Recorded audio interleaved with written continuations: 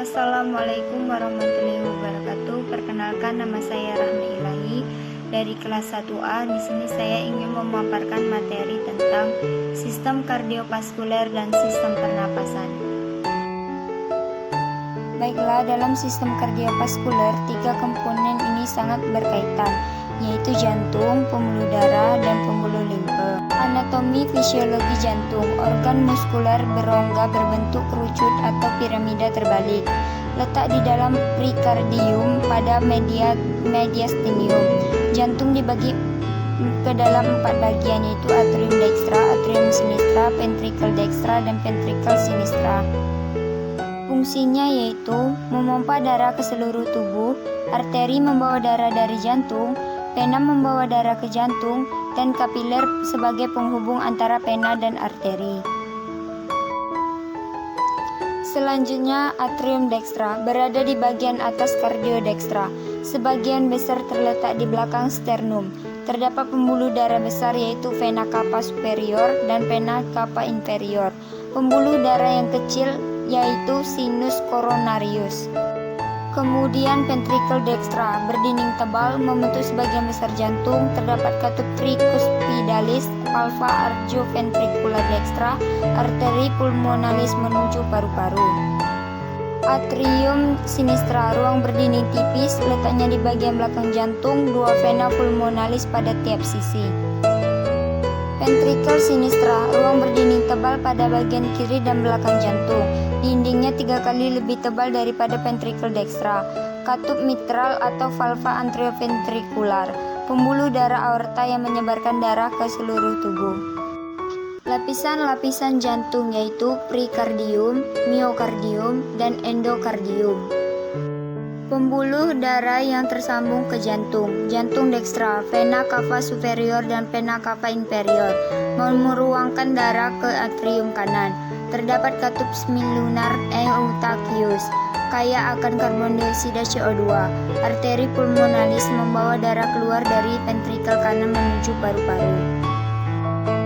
Jantung sinistra, vena pulmonalis, 4 vena pulmonaris membawa darah dari paru-paru ke atrium kiri. Auretria membawa darah keluar dari ventrikel kiri, kaya akan oksigen O2 dan nutrisi. Bunyi jantung. Bunyi pertama yaitu menutupnya katup atrioventrikuler dan kontraksi ventrikel, panjang dan rata atau IUB.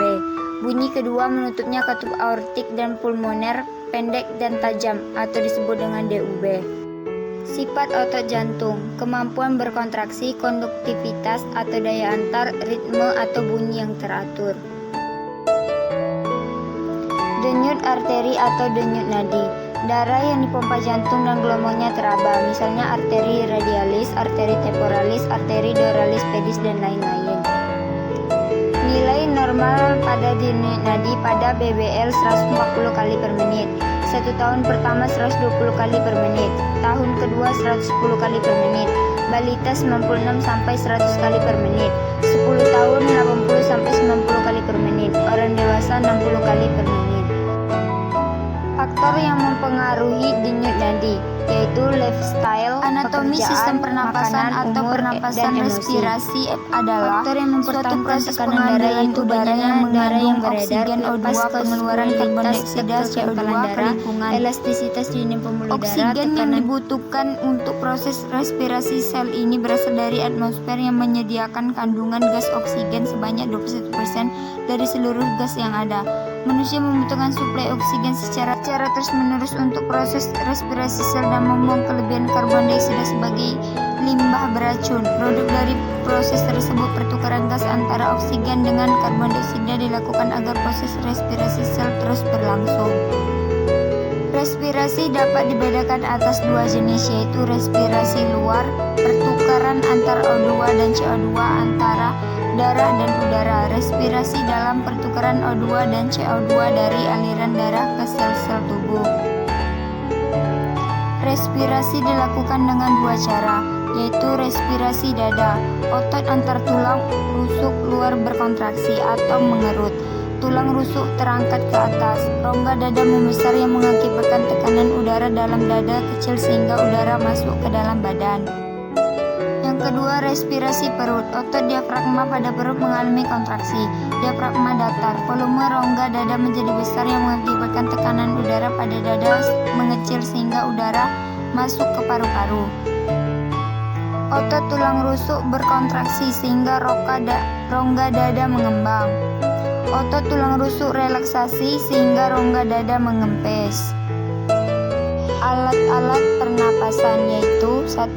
Carpum nasalis atau rongga hidung, 2. Paring atau tenggorokan, 3. Laring atau pangkal tenggorokan, yang keempat trakea atau batang tenggorokan, yang kelima bronkus atau cabang batang tenggorokan, yang keenam plumo atau paru-paru. Carpum nasalis. Hidung adalah organ indera penciuman ujung saraf yang mendeteksi penciuman berada di atap langit-langit. Hidung di area lempeng cribriformis, tulang epidermoid dan kongka superior. Udara dari luar akan masuk lewat rongga hidung carpum nasalis. Dalam selaput lendir terdapat kelenjar minyak atau kelenjar sebasea dan kelenjar keringat kelenjar pseudovertebra.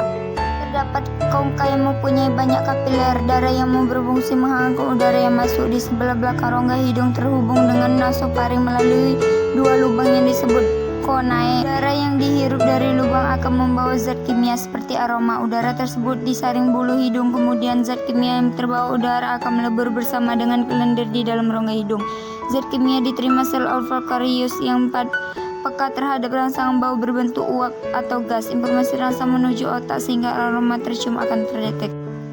Fungsi hidung sebagai saluran udara pernapasan. Penyaring udara pernapasan yang dilakukan oleh bulu-bulu hidung. Penghawa udara pernapasan oleh mukosa. Membunuh kuman-kuman yang masuk bersama udara pernapasan oleh leukosit yang terdapat dalam selaput lendir atau hidung. Paring. Paring adalah pipa berotot yang berjalan dari dasar tengkorak sampai persambungannya dengan ofagus pada ketinggian tulang rawan krikoid. Paring merupakan percabangan 2 saluran yang menghubungkan mulut ofaring dan kerongkongan nasofaring. Paring memiliki panjang 12-40 cm dan memanjang dari kasar tengkorak hingga vertebra cervicalis ke-6. Udara yang telah sampai ke paring telah diatur kelembapannya sehingga hampir bebas debu bersuhu mendekati suhu tubuh. Fungsi paring yaitu penghangat dan pelembab dengan cara yang sama seperti hidung. Udara dihangatkan dan dilembabkan saat masuk ke paring. Fungsi suara bekerja sebagai bilik resonansi untuk suara yang naik dari laring paring bersama sinus, membantu memberikan suara yang khas dan berbeda pada setiap orang. Fungsi pengecap terdapat ujung saraf olfaktorius dari indera pengecap di epitelium oral dan bagian faringeal. Fungsi pendengaran saluran auditory pendengaran memanjang dari nasofaring pada setiap telinga tengah. Fungsi perlindungan jaringan limpatik paring dan tonsili laring menghasilkan antibodi dalam respon terhadap antigen misalnya mikroba. Laring adalah organ berongga dengan panjang 42 mm dan diameter 40 mm. Terletak antara paring dan trakea. Dinding dibentuk oleh tulang rawan tiroid dan krikoid. Fungsi laring untuk membentuk suara dan menutup trakea pada saat menelan epiglotis. Ada 2 lipatan mukosa yaitu pita suara palsu, lipat vestibular dan pita suara lipat suara. Celah di antara pita suara disebut rima glotis. Di bagian laring terdapat beberapa organ yaitu epiglotis, katup tulang rawan untuk menutup laring sewaktu orang menelan. Pada saat bernapas epiglotis terbuka, tapi pada saat menelan epiglotis menutup laring. Jika bernapas melalui mulut, udara yang masuk ke paru-paru tak dapat disaring, dilembabkan atau dihangatkan. Pita suara terdapat 2 pita suara yang dapat ditegangkan dan dikendorkan sehingga lebar sela-sela antara pita-pita tersebut berubah-ubah sewaktu bernapas dan berbicara. Selama pernapasan pita suara sedikit terpisah sehingga udara dapat keluar masuk. Trakea tersusun atas 16-20 cincin tulang rawan. Celah di antaranya dilapisi oleh jaringan ikat fibroelastik. Trakea terdiri atas 3 lapisan jaringan yaitu lapisan luar terdiri atas jaringan elastik dan fibrosa yang membungkus kartilago. Lapisan tengah terdiri atas kartilago dan pita otot polos yang membungkus trakea dalam susunan helik. Lapisan dalam terdiri atas epitelium columna dan penyereksi mukus. Fungsi trakea mengirim udara ke paru-paru, menyaring benda asing. Sel globet dalam trakea memproduksi lendir untuk menahan benda asing, bakteri, dan virus agar tidak masuk ke dalam paru-paru. Membantu fungsi sistem pernapasan. Tulang rawan yang membentuk cincin memungkinkan trakea menciptakan ruang besar bagi jadi lebih mudah menelan makanan. Membantu batuk, trakea akan berkontribusi untuk mempersempit lumen trakea agar udara mengalir lebih cepat sehingga lendir dan partikel debu lebih mudah dikeluarkan.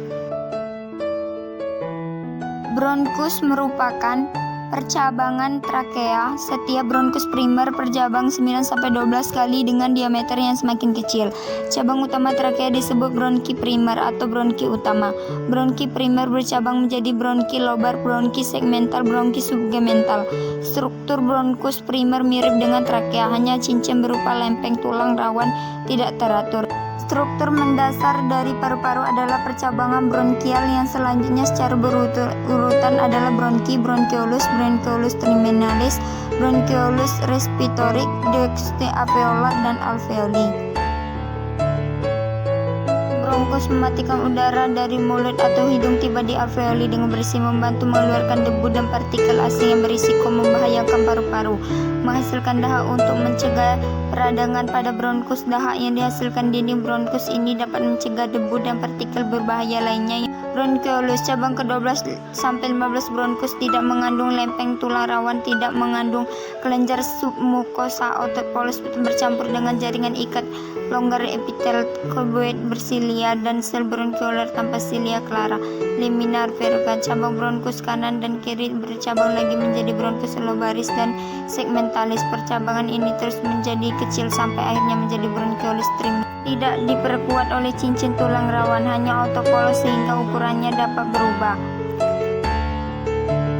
Paru-paru adalah organ pernapasan utama manusia yang lokasinya di rongga dada. Paru-paru dipisahkan oleh area yang disebut dengan mediastinum. Area ini berisi jantung, trakea, efagois, dan kelenjar getah bening.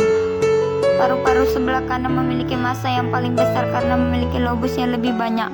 Massa paru-paru kanan berkisar 375-600 gram pada orang dewasa, sedangkan setiap paru-paru terbagi lagi ke beberapa bagian yang disebut lobus. Di bagian kanan terdapat 3 lobus, di sebelah kiri terdapat 2 lobus. Paru-paru kanan di bagian atas terdapat lobus superior dan bagian tengah terdapat lobus medius, dan yang paling bawah terdapat lobus inferior. Sedangkan di bagian kiri hanya terdapat 2 bagian atas dan bawah, sehingga hanya memiliki lobus superior dan inferior. Setiap lobus dipisahkan oleh struktur yang disebut visura. Alveoli, kantong berdinding sangat tipis pada bronkioli terminalis. Jumlahnya 200-500 juta. Bentuknya bulat poligonal. Sel epitel terdiri dari sel alveolar gopeng.